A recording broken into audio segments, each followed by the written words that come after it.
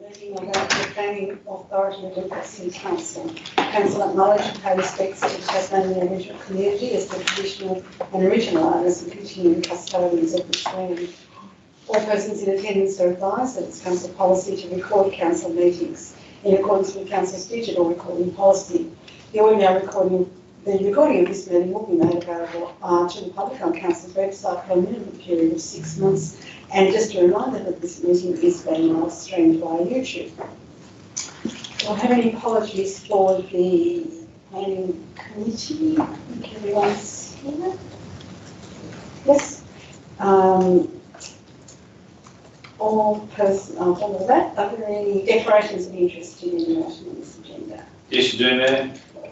Councillor Murphy? Yes, Madam.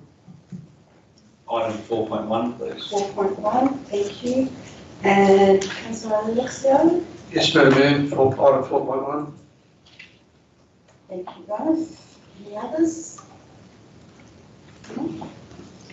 Moving on.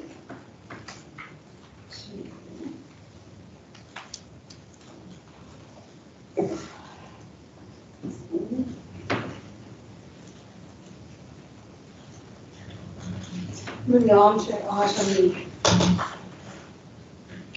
3.1, which is planning an application approved under delegated authority. Do I have a mover to make this list of delegations, please? So moved. Councillor Hollister, thank you. Do I have a seconder? I'll second that. Councillor Perry, thank you. Any comments, Councillor Hollister? No, it's all in the report. Nothing further to add. Thank you. Councillor Perry? No, nothing to add. Any other comments, questions? Councillor Hollister to close. Consider it closed. I'll put the motion. All those in favour, please say aye. Aye. Aye. Are there any against? Motion's carried unanimously. Moving on to item 4 is development reports. Item 4.1 is PA 2020.0210 94 Winspits Road, East Devonport, a subdivision excision of existing dwelling.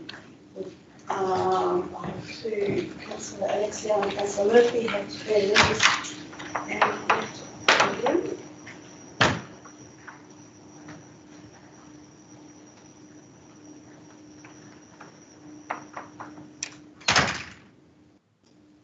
do I have a move of the recommendation, please? So moved. Councillor Hollister, thank you. I'll second that. Councillor Perry, thank you. Councillor Hollister. I don't have any problems with the recommendation. I believe there's a recommendation that this land, once it's subdivided from the house, cannot be subdivided any further unless there's a change in state agricultural policy. The only problem I do have, if you can call it that, is that whether the farmers can operate in an unfettered manner or an unfettered way. So in the future, if that comes up there, it'll be something that has to be dealt with by our, no doubt, our Environment Department. But nothing further to add. It's simple planning. Thank you. Councillor Perry. Thanks, Madam Mayor. Yeah, we dealt with an application for this property back on 7 December, which was subsequently refused, and for good reason. This is a much better application and a much more practical way to deal with this, deal with the excision of the existing dwelling off the property. The reason this one's a better application is it's down to 2 lots. The large lot, the remaining lot that's not part of the house site, there will be prohibition on any form of residential use or development occurring on that lot. That'll be in contract form with council. Secondly, there'll be suitable vegetation around the perimeter of lot 1, which is the house site, to mitigate some of the contention that may exist between the owner of lot 1 and lot 2. But from a practical standpoint, the owner of lot 1, if they ever occupy that property, will be fully aware that what's going on around them is a farming operation. So I'm sure they will consider that particular that particular issue if and when they move into that property. So I think this is a good proposal. As I said, the key issue here, the key difference here is the prohibition of any future development on that property or on the larger of those two lots, and I think that keeps in harmony with the area, and I think it's a good way to go. Thank you. Thank you. Councillor Dunn. Thank you. In all due respect of the recommendation, I understand that, I've read it, but I've been asked to raise a couple of concerns, if I may, through you, Chair, to Mr. Malley. I may? Thank you. I understand about prohibiting any form of residential use of development occurring on the balance lot. If we get rid of this one section so that the house is on that, the planting land is left. How, in 20 years' time, that person decides that owns it currently to sell that section of land, that title, and is encouraged by this council in 20 years' time or 30 years' time that it's time for us to push our boundaries and start to develop more. How do we know that that's not going to occur? And how are we not setting a precedent then for other farms in the area to now go, well, I'll just section off my extra title I've got with that land and I'll sell that bit, and then we'll end up with a lot of land and no residences on it, with people having problems in the future. Sorry, it's double-sided there.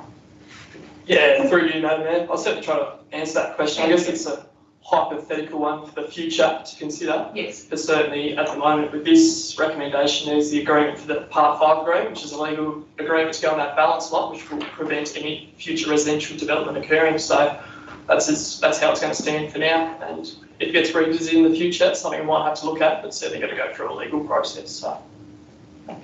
And it certainly does set a precedent for some farm owners out there to look at this and go, well, maybe I should do the same. Yeah, well, I guess my response to that, but the planning scheme certainly allows a house excision, so it's been assessed as compliant. Thank you. Nothing further. Thank you. Thank you, Mr. Matley.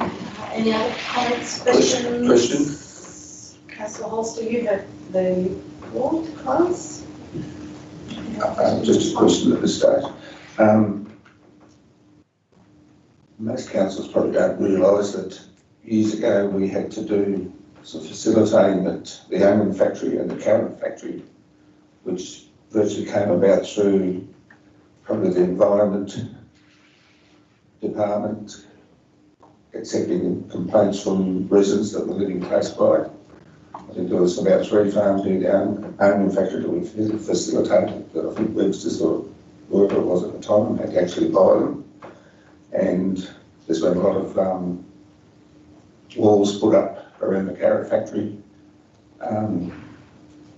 virtually, I suppose, for environmental reasons, noise and dust. Is there any conditions in this that we can apply in the future? Mr. Over to the Mayor, we have plans. conditions around the perimeter. Is that correct? Yeah, through you, Madam Mayor, so that's correct. So the agricultural consultant in this case has recommended a vegetation buffer around the existing house lot, and that's forms part of the recommendation. Thank you. Did you want to close the debate, Councillor Holster? Yes, considered closed. Thank you. I'll put the motion. All those in favour, please say aye. Aye. Are there any against? Motion's carried unanimously. Very nice. Thank you.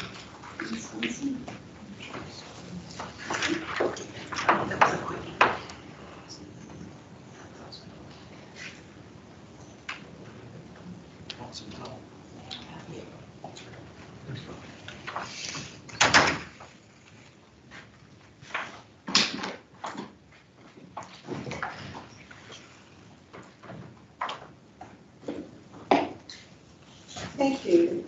That brings the planning committee meeting to a close at 5:25 p.m. Thank you, everyone.